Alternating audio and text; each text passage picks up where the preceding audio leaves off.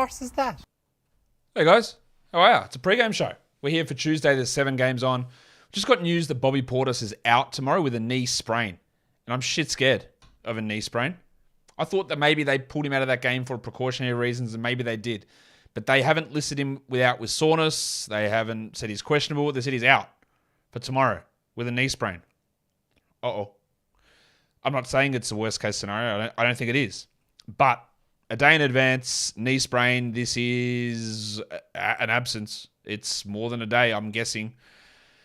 Oh, well, hopefully we hear some more on that. But I think measured in weeks, not days. And by that, I mean like 1 to 2 weeks, not 1 to 2 days, is my guess.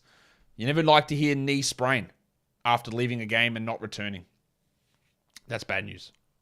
We'll see what happens. Good to have you guys here in the pregame show, as always. Yes, Jimmy Butler is out. We'll go through that in a second. We'll go through and do Dribble game as well. It's connected. That's sick. No, I'm back on. Hope you guys can see me. Let's go do some Dribble game here. Guys, did you know that I'm doing a live trade deadline show? Thursday, February the 9th, 1:30 p.m. Eastern. That's 5:30 a.m. Australian time. Yes, it's fucking early, but I got to do it. We might go 2 hours on that show. We'll take your questions. We'll maybe get guests. And if you guys have any recommendations for guests, drop them here in the chat as well. But go and find that video. In fact, maybe I'll drop it here in the chat, because the more people that like the video before it actually comes out, the more people it gets put out to and the more viewers we can get. I want to smash my overall views record on a live stream. If we can get like 10,000 people in there, it would be awesome. I don't think we will, but that would be great if we get 10,000 people in there. So if we could get you guys sharing that, I'm dropping it in the chat right now, and you can go through and go and like that video. That would be great. I think we've already got like 20 likes on that video as well already, or 13 actually. So we get more people on there. I would love that. There you go. Let's do Dribble game. Let's refresh the screen. Who have we got up? Mike Conley to Tyrese Halliburton. All right, so Indiana, Sacramento. Who played in Memphis? Zach Randolph played in Sacramento, but he didn't play with Halliburton. I can easily get there through him, but we won't. Conley, Sabonis. Well, Sabonis never played with Halliburton. What am I talking about?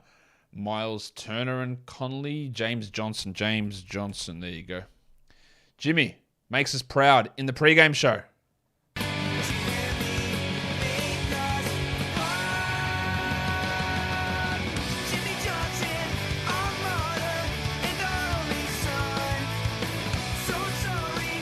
All right, lineups. This is what we got confirmed. You can see it on the screen. Garland, Mitchell, Okoro, Mobley, Allen. So Karis LeVert goes to the bench. The Bulls are starting Dosunmu, Levine, DeRozan, Williams, Vooch. Same lineup as usual. The Pacers are starting McConnell, Hield, Duarte, Neesmith, and Turner. So Duarte is starting because Nembhard is out. And that's all we've got confirmed at this point. Rob Williams is back. But Jaylen Brown, Marcus Smart, Malcolm Brogdon are all out for Boston. Actually, let's just go through the injuries at the moment and tell us what we've got in terms of who's in, who's out. We just had some more updates there that Hunter and Okongwu were questionable. Jabari Smith is questionable after missing the last 2 games. That is probably going to end Tari Eason's role. But let's talk about who's out today. Halliburton's out, obviously. Goran Dragic is out. Nembhard is out in that first game. And then in the Boston one, Brogdon, Jalen, Horford, Smart are all out. Rob Williams will play. Jimmy Butler is out for Miami, so Victor Oladipo, Max Strus get the boost there. Don Mitchell is back. LeVert goes to the bench. Evan Fournier is out for personal reasons. And no, he's not getting traded. That's not what it is. Emmanuel Quickley is questionable. So Fournier had replaced Quickley. So if Fournier is out and Quickley is out, then maybe it's Derrick Rose. Maybe it's Cam Reddish. Interesting to see what they do there. In Denver, we don't have an update on Jokic. He's still questionable. Maga Porter Jr. is out. Bones Highland is questionable. Brandon Ingram is out. Najee Marshall is out. What an update on Zion. He's reevaluated in 2 weeks. Yeah, that's not ideal. Wood is out. Porzingis is out in the Washington-Dallas game. Kendrick Nunn is not likely to play, even if he was available.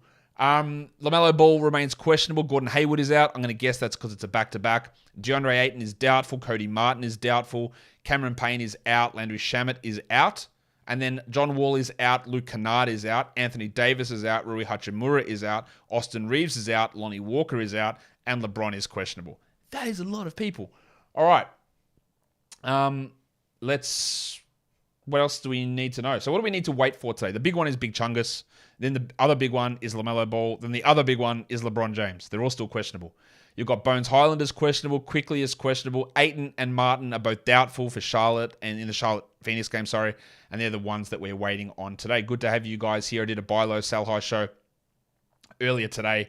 You can go check out. Is Larry Nance a pickup today? Yes, because they played today. I still have skepticism about Nance and his role with Zion out. But yeah, look, great value there. What are my thoughts on Westbrook for the rest of the season? What is his realistic range? He's going to drop off from where he currently is. He's been playing a lot more minutes with higher usage and more rebounds with Davis out. And when Davis comes back, they don't need him as much. So his value is going to drop. He still probably is going to be a category league player if you have him for the right reasons, which if you've got him now, you know the discrepancies or the deficiencies in his game. But he is going to see lower volume, which might actually turn him into a drop at some point. I don't think so, but it might. Points leagues, he's just going to drop overall value because he's going to play fewer minutes with lower usage, I believe. Do we ever find out exactly what Anthony Davis' injury is? I'm going to be honest with you, I don't remember. I don't think so. I know there was some bone spurs in there. There was some stress sort of reaction, but never an actual full diagnosis of it. No, I don't remember ever hearing that.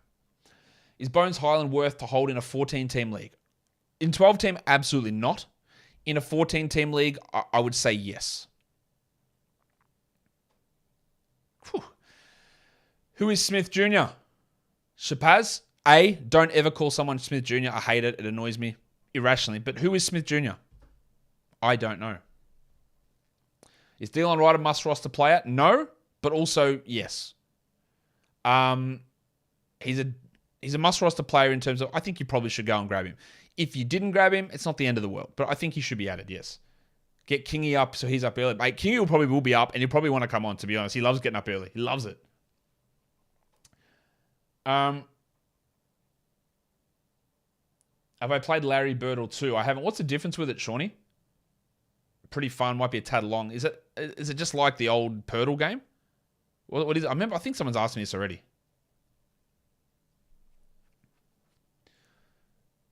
Okay.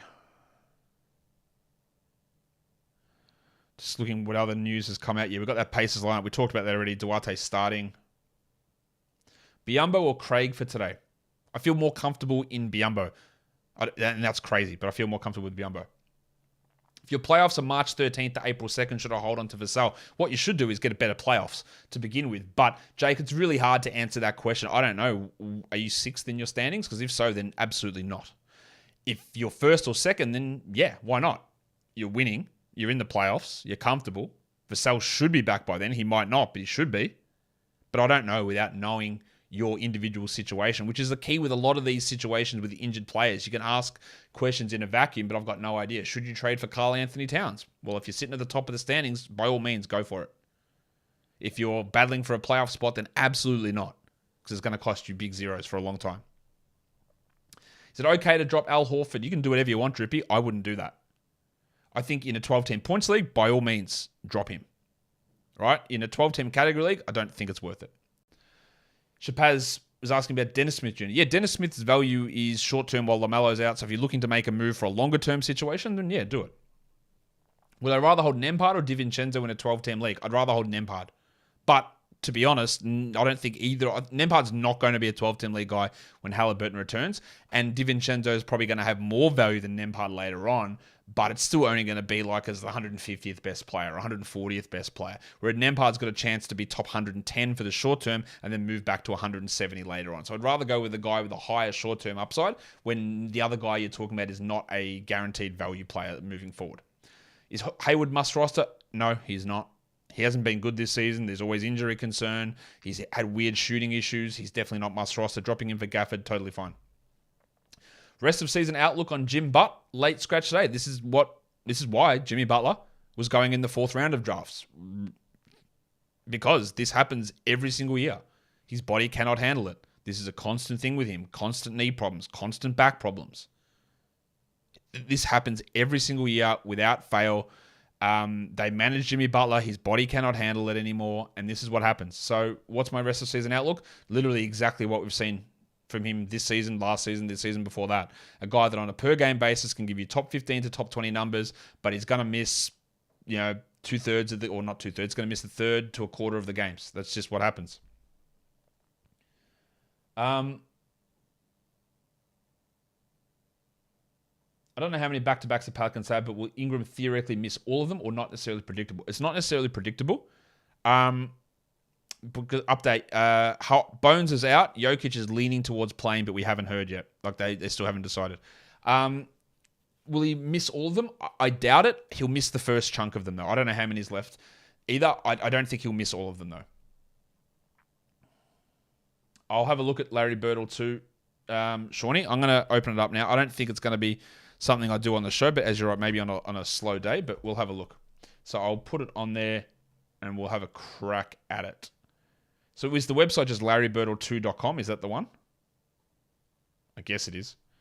Nembhard out, Halliburton out. Yeah, we knew that already. The Zion news is a touch concerning, isn't it, Josh? Not really. Like, I think they're being more reasonable with hamstring recovery than most teams are. It's obviously frustrating. It is obviously frustrating. Is it a little bit concerning in terms of, hey, I think he's going to miss the rest of the season? No. Is it annoying that we're not getting, hey, he's entering the ramp-up period and should be back soon? But I initially always had him out for 4 weeks. I didn't have the 3-week stuff. Reevaluating in 3 weeks. I didn't have him 4 weeks. So probably adds an extra week onto my decision-making. Is it a little bit concerning? Yes. Is it majorly, massively concerning where I'm panicking? Not really. Do I know Planet Shakers Church? Angela, that is a weird question. And I do, actually. I don't know why you would ask me that, but I do. Why is Jimmy Butler so soft? Is he... seriously. Guys, we need to stop this shit. Soft. Like, maybe the bloke's body is falling apart and beaten up. There's no way that anyone can sit here, me included, you'll never hear me call an athlete soft, ever. Because they go through way more stuff than any of us know that we can push our bodies through. You have absolutely no idea, Blake, as to what is happening with Jimmy Butler's body. You have no idea whatsoever. I know athletes a lot, and I know the shit they go through with their bodies that would make the rest of us, like, shrink away. Is he soft, or is his body falling apart? Those two things are not the same thing at all. If you're soft, you're not a professional athlete. It's just really simple. Is it okay to drop Mitchell Robinson? Exactly the same thing that I said before about talking about injured players, Jakester. It really depends on where you are in the standings. Are you sitting comfortably and you can afford zeros? Do it. If you can't, then drop him. Where did I hear Portis news? I heard it from me. I heard it from Basketball Monster and now News Situation. He is out with a knee sprain tomorrow. It is officially listed on the injury report. I am telling you, I don't put out bullshit that is fake. So when you hear something from me, the source is from me, which comes from guaranteed sources. And it came from the official NBA injury report.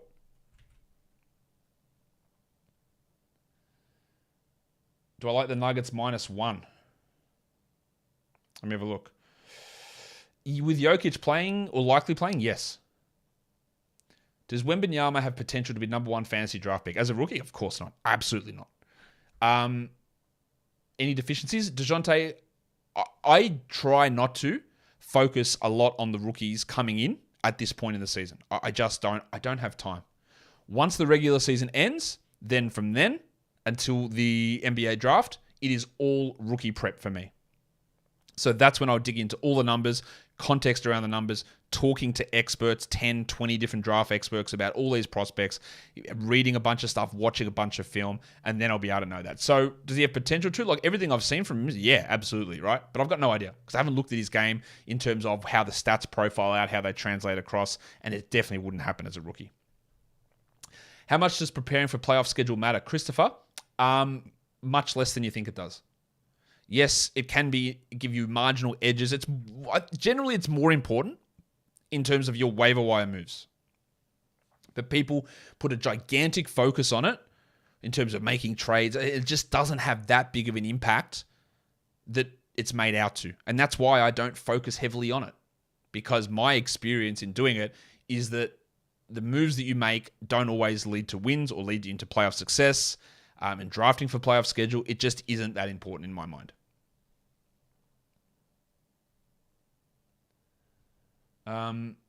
Okay. Any roommate recipes? No, I've never liked kangaroo in my life until I went to a restaurant, which used to be one of the top 50 restaurants in the world. Actually just dropped out last year, called Attica, over the weekend. And we actually had kangaroo on like a kangaroo frite, roux frites. It was on like a little skewer, little pieces. It was bloody good. Tiny little cubes, sort of grilled like a steak. But that's the only time I've never cooked it myself.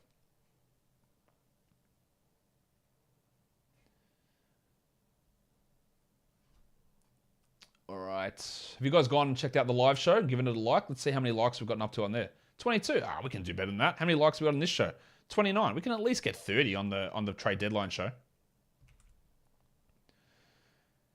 Is Gobert's questionable tag likely rest related? I haven't seen it, so let me go and have a look. Emmanuel Quickly is playing tonight. Gobert's got a questionable tag. All right, let me have a quick look at that. Right groin. Yeah, that's a little bit of a worry, isn't it? I imagine it is just a recovery thing, and that would lead me to believe he won't play in the Friday-Saturday back-to-back in both games. It's a little bit of a worry. I don't really know how to judge what they are doing with Gobert because their whole management of his situation has been really poor. I think he plays Wednesday, but sits one of Friday, Saturday. Sean, I just gave you the Quickly news. I know I'm a little bit behind on the chat, but Quickly is playing. BBM AI in the future? Not that I'm aware of. What kind of AI? Not that I know of. I don't know anything about AI anyway. Is Jonathan Isaac soft though? No. I'm never going to say that an athlete is soft. Jonathan Isaac's situation is completely weird. And my problem with the Jonathan Isaac situation is the complete lack of clarity around a situation that should have taken 12 months to resolve, yet with 900 days in from his return, and no one explained why. I'm not saying that he's soft. There's something actually else going on there that we haven't been told about.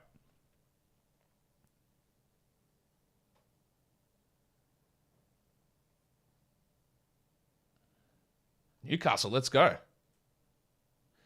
Jalen Duren is a must-roster player. He has been for weeks. Yes. Gil says, do most sites that report IL designations do it by manually reading the full IL reports like you do, or is there some other resource they use? I couldn't tell you. I couldn't tell you how people do it. Like, I know how I do it. I know how we do it. We use it from a combination of reporters sourcing and from official NBA injury reports that teams submit. But I couldn't tell you how other people do it.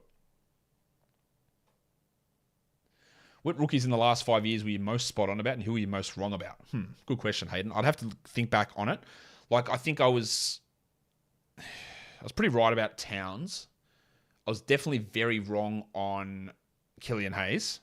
I was pretty accurate on Wiseman, even though I might have been too high on Wiseman, even though I was very low on him.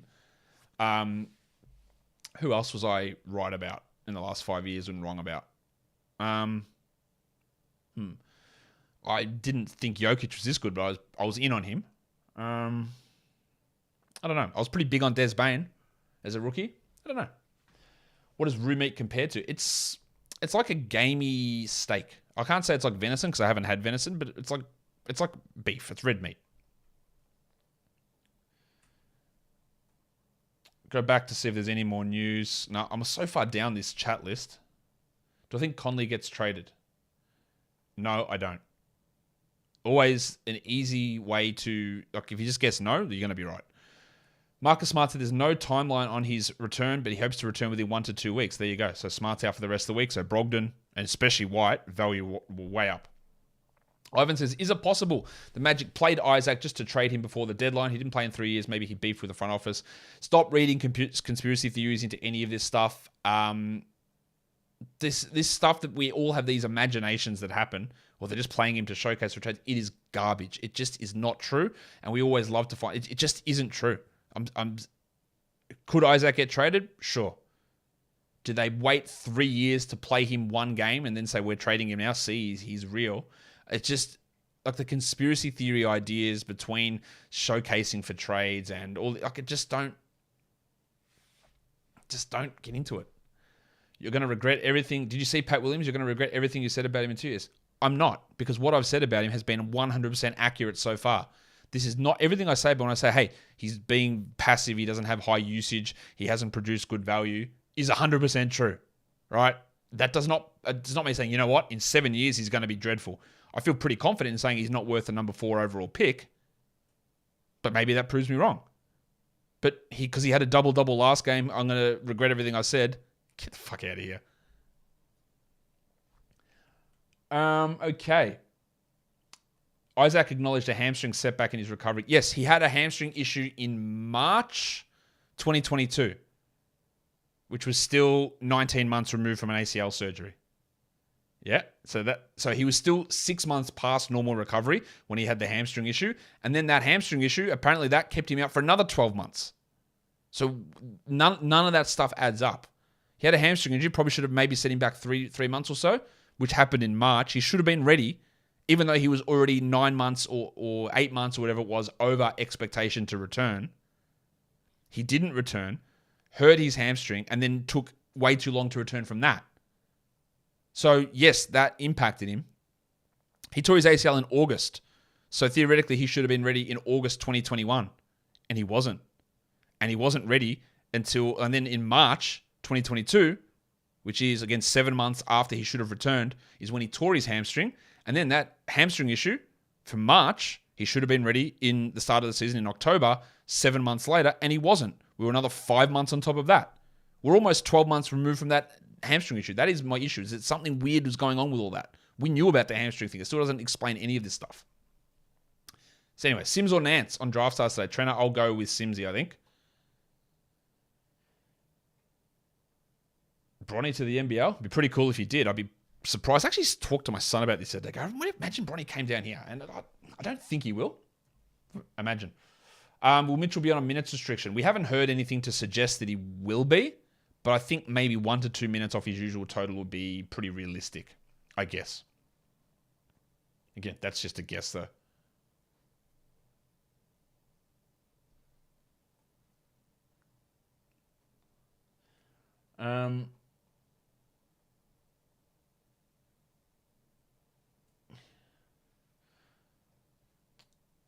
Do you think Jay Crowder will be any good if he gets a trade? Not really. Like, he wasn't that good last season. He was a fringe 12-team sort of league player. He hasn't played all season. He'll be okay, but I think he goes to not a particularly huge, gigantic role that's going to make him a great fantasy option really at all.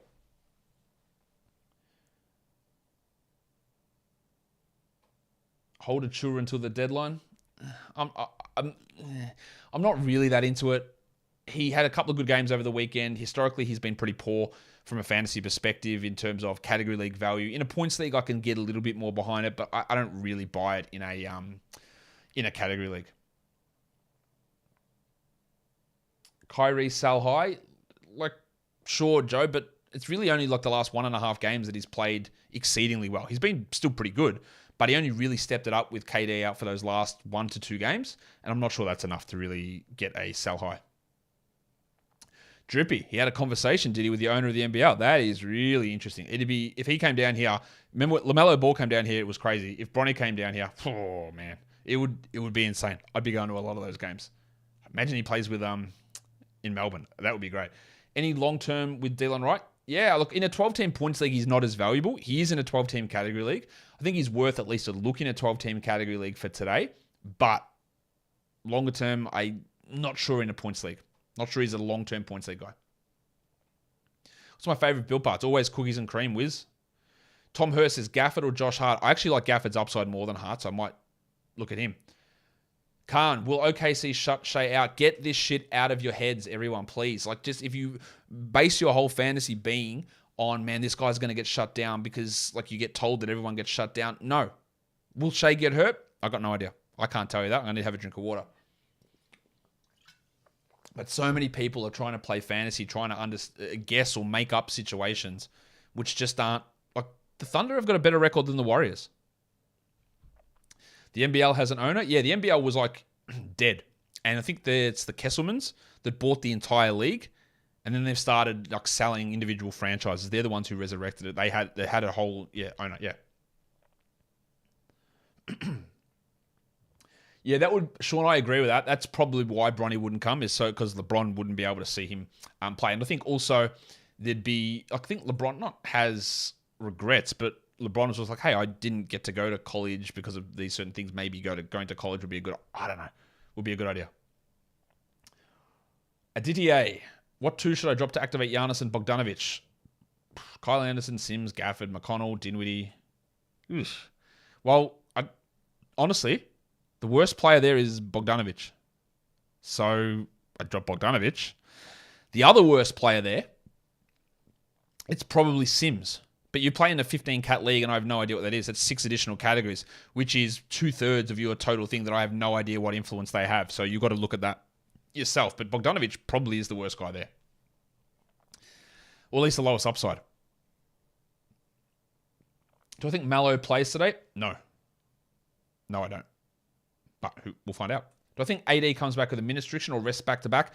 Absolutely 100% he will. There's no doubt that he comes back with a minutes restriction, and there's no doubt that he sits back-to-backs. How long they last for, that's the big question. But he is 100% coming back with a minutes restriction and 100% sitting back-to-backs. Why would a player get a week-to-week designation over a specific number of weeks? I don't know why they would do that.